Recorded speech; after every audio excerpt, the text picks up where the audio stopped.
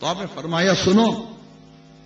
جب میں نے دیکھا کہ اس امت کے ہر سرخ و سفید کی ذمہ داری میرے کندھوں پر ڈال دی گئی ہے تو مجھے فوراً دور دراز کے شہروں اور زمین کے اطراف و اکناف میں رہنے والے بھوک کے مارے ہوئے فقیروں، بے سہارا مسافروں، ستم رسیدہ لوگوں اور اس قسم کے دوسرے افراد کا خیال آیا، اور میرے دل میں یہ احساس پیدا ہوا کہ قیامت کے دن اللہ عز و جل مجھ سے میری رعایت کے بارے میں باز پوچھ فرمائے گا، اور اللہ تعالیٰ کے پیارے حبیب لبیب صلی اللہ تعالیٰ علیہ وسلم ان تمام لوگوں کے حق میں میرے خلاف بیان دیں گے۔ یہ سوچ کر میرے دل پر ایک خوف طاری ہو گیا کہ اللہ تعالیٰ ان کے بارے میں میرا کوئی عذر قبول نہیں فرمائے گا، اور میں اپنے آقا و مولا صلی اللہ تعالیٰ علیہ وسلم کے حضور کسی قسم کی صفائی پیش نہیں کر سکوں گا۔ یہ سوچ کر مجھے خود پر ترس آتا ہے اور میری آنکھوں سے آنسوؤں کا سمندر امڈ آتا ہے۔ اس حقیقت کو میں جتنا یاد کرتا ہوں میرا احساس اتنا ہی بڑھتا چلا جاتا ہے۔ پھر آپ نے اپنے بچوں کی امی سے مخاطب ہو کر فرمایا،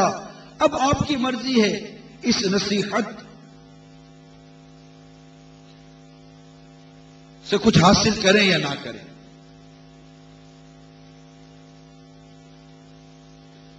آپ نے دیکھا کہ ذمہ داری ملتے ہی ان کے اندر کس قدر احساس ذمہ داری کا شعور بیدار ہوا، کیونکہ پہلے عرض کر چکا ہوں کہ ان کی طبیعت میں بڑی سلامت تھی اور نیک مزاجی تھی۔ فوراً انہوں نے اپنا وہ ذمہ داری کا اثر قبول کیا، اور کیوں نہ کرتے کہ ان کے بارے میں فاروق اعظم کی جو بشارت تھی یہ بھی پہلے بیان کر چکا ہوں کہ آپ نے ایک نیک سیرت لڑکی کو پسند کیا اور اس سے اپنے بیٹے کی شادی کرائی، اور یہ حسن ظن رکھا کہ اس کے بطن سے ایک نیک مرد پیدا ہوگا۔ میٹھے میٹھے پیارے پیارے اسلامی بھائیوں اور مجھے پردے میں رہ کر سننے والے اسلامی بہنوں، اگر صرف فاروق اعظم رضی اللہ تعالیٰ عنہ والے واقعے پر ہی ہم غور کریں نا، اس میں بھی ہمارے لیے بے حد سبق ہے، زبردست مدنی پھول ہیں کہ فاروق اعظم رضی اللہ تعالیٰ عنہ نے اپنے بیٹے کی شادی، کیونکہ آپ امیر المومنین تھے، دور دور تک آپ کا روب و دبدبا تھا، کون نہیں جانتا تھا امیر المومنین رضی اللہ تعالیٰ عنہ کو، اور آپ کے بیٹے کی جو شان و شوکت اور آپ کے بیٹے کا جو مقام ہوگا اس کو کون نہیں سمجھ سکتا تھا۔ لیکن قربان چاہیے سیدنا امیر المومنین فاروق اعظم رضی اللہ تعالیٰ عنہ کے مدنی ذہن پر کہ آپ نے اپنے بیٹے کے لیے جس لڑکی کا انتخاب کیا یہ وہ لڑکی تھی جس کے دل میں خوف خدا تھا، پرہیزگاری تھی، جو اللہ سے ڈرتی تھی، ہماری طرح نہیں کہ جو زیادہ فیشن کرتی ہو، زیادہ نظروں میں آتی ہو، دعوتوں میں مختلف انداز سے چلتی پھرتی ہو۔ اور یہ آج گھر والے کرتے ہیں ایسا کہ بیٹی کو بے پردہ کر کے لے جاتے ہیں دعوتوں میں، اور وجہ پوچھیے تو کہتے ہیں کہ رشتہ جلدی آئے گا، رشتہ جلدی آئے گا۔ اب رشتہ جلدی لانے کے لیے آپ اپنی بیٹی کو بے پردہ کر کے دعوتوں میں لے کے جائیں، رشتہ تو جب آئے گا، کتنے آزاد نگاہوں سے گزرتی ہوئی آپ کی بیٹی اپنے گھر پہنچے گی، کبھی اس کا احساس ہوا؟ اللہ تعالیٰ فاروق اعظم رضی اللہ تعالیٰ عنہ جیسی مدنی سوچ عطا فرما دے۔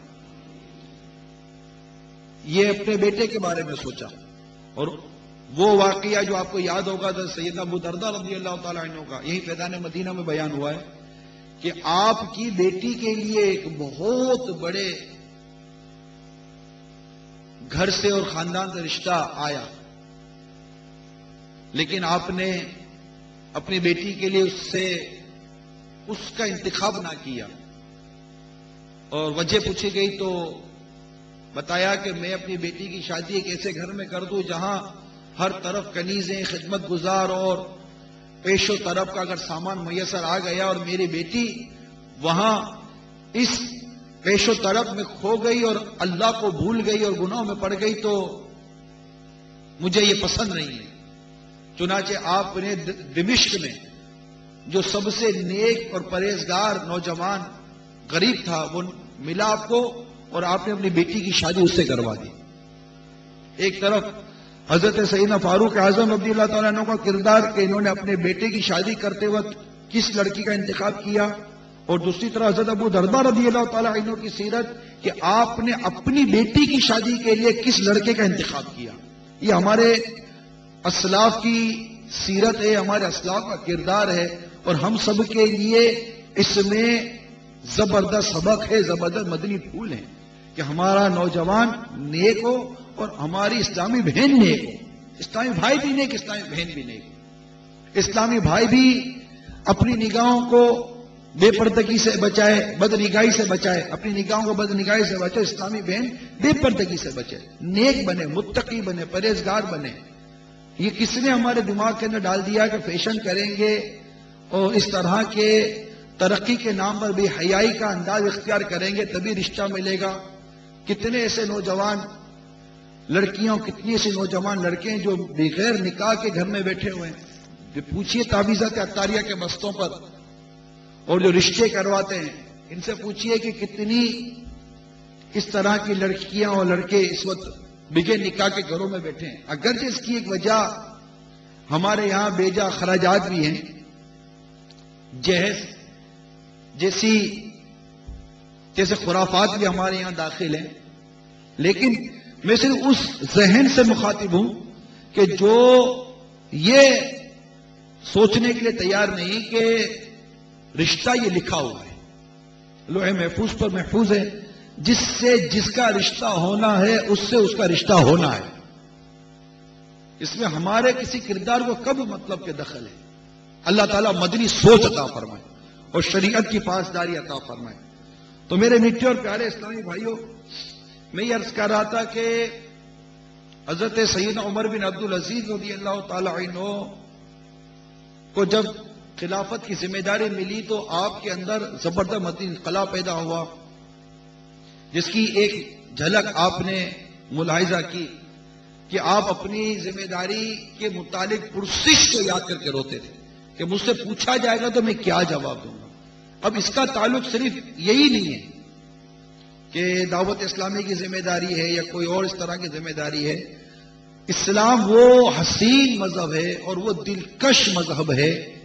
وہ عمدہ مذہب ہے اسلام، کہ اسلام اپنے ماننے والوں کو غیر ذمہ دار رہنے نہیں دیتا۔ آپ پوچھیں گے کیوں؟ میرے آقا صلی اللہ تعالی علیہ وسلم کا فرمان، کلکم راعین و کلکم مسئول، تم میں سے ہر ایک سے اس کی رعایت کے بارے میں سوال کیا جائے گا، تم میں سے ہر ایک سے اس کے ماتحت کے بارے میں پوچھا جائے گا۔ تو اب ہم میں سے ہر ایک اگر اپنے اطراف پر غور کرے تو کوئی نہ کوئی ماتحت آتا ہی ہے، ماں سے بیٹی کے بارے میں، باپ سے بیٹی کے بارے میں، سیٹ سے نوکر کے بارے میں، اور بھی اس طرح کے کئی معاملات ہیں۔ تو اصل بنیاد یہ ہے کہ ہمارے اندر احساس ذمہ داری آ جائے، اور اس بات کا احساس آ جائے جو احساس ہمیں حضرت سیدنا عمر بن عبدالعزیز رضی اللہ تعالیٰ عنہ کی سیرت سے مل رہا ہے، اگر ہم لینے میں کامیاب ہو جائیں تو، کہ آپ کو اس بات کا احساس تھا کہ قیامت کے دن مجھ سے اللہ عز و جل اس کے پیارے حبیب صلی اللہ تعالی علیہ وسلم میری ذمہ داری کے بارے میں سوال کریں گے تو میں کیا جواب دوں گا؟ باپ سوچے میں کیا جواب دوں گا، نوکر سوچے میں کیا جواب دوں گا، سیٹ سوچے میں کیا جواب دوں گا؟ ہم میں سے ہر ایک سورہ فاتحہ کے اندر پڑھتا ہے مالک یوم الدین، روز جزا کا مالک۔ ہم میں سے ہر ایک کا ایمان اور اعتقاد ہے کہ ایک دن ہمیں ہمارے اعمال کے بارے میں پوچھا جائے گا، اچھے عمل ہوئے تو اللہ کی رحمت سے جزا ملے گی، برے عمل ہوئے اللہ ناراض ہو گئے اور سزا ملے گی۔ تو یہ احساس، یہ وہ چیز ہے کہ اگر یہ لفظ احساس نصیب ہو جائے نا تو گناہوں پر ندامت نصیب ہوتی ہے، ذمہ داری جو ملے اس پر کام کرنا نصیب ہوتا ہے۔ اب جب احساس ہی نہیں ہے نا، احساس نہ فیلنگ، اس کو انگلش میں فیلنگ کہتے ہیں، فیلنگ ہی نہیں ہے، احساس ہی نہیں ہے، محسوسات ہی ختم ہو گئے، اب اس کو کیا سمجھائیے، کتنا ہی بتائیے، وہ نہیں بیچارہ، اس کی سمجھ میں نہیں آتی بات۔ اللہ تعالیٰ ہمیں احساس عطا فرما دے، ہم اللہ تعالیٰ کی جو نعمت ہمیں ملتی ہے اس کا احساس کریں، جو ہماری ذمہ داریاں ہیں اس کا احساس کریں.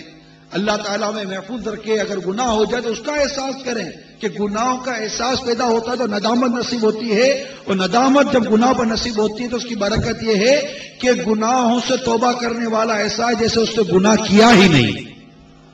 احساس تو ہونا. ندامت کب ہوگی؟ جب احساس ہوگا. غلطی کا احساس ہی نہیں ہو تو ندامت کہاں سے ہوگی؟ اگر احساس ہی ختم ہو جائے تو سب کچھ ختم ہو جاتا ہے. حس ہی ختم ہو گئی نا، فیلنگ ہی ختم ہو گئی.